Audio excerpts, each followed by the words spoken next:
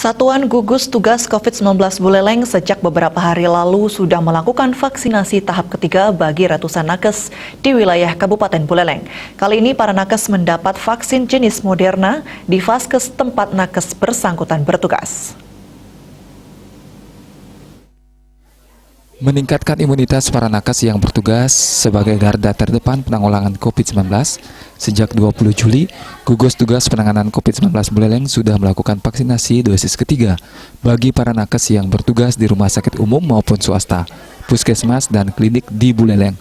Kabupaten Buleleng sendiri mendapat kiriman 240 vial vaksin Moderna atau setara 3.200 dosis. Sekda Buleleng Gede Suyasa menjelaskan, sesuai arahan pemerintah pusat, vaksinasi tahap ketiga ini hanya diperuntukkan bagi para nakes yang bertugas. Dari ribuan nakes di Buleleng, baru 300 lebih nakes menjalani vaksinasi tahap ketiga. Hingga saat ini kegiatan vaksinasi bagi para nakes terus berlangsung di fasilitas kesehatan tempat para nakes yang bersangkutan bertugas.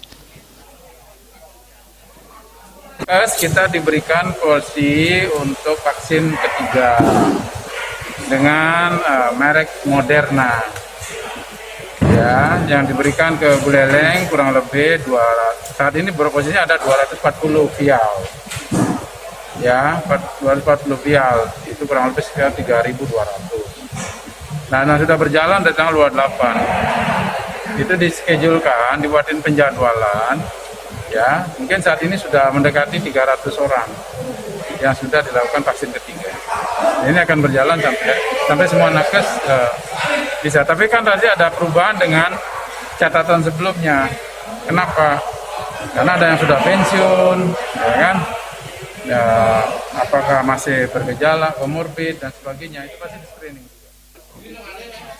Suyasa juga menambahkan untuk vaksinasi secara keseluruhan, khusus di Kabupaten Buleleng, sudah menyentuh angka 80% lebih.